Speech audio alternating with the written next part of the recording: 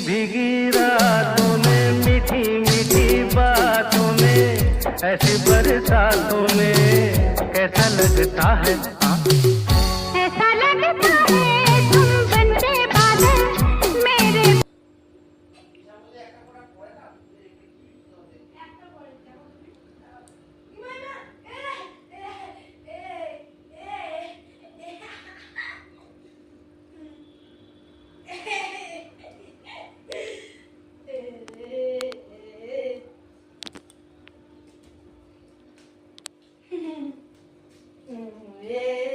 তোকে কিছু বলতে গেছে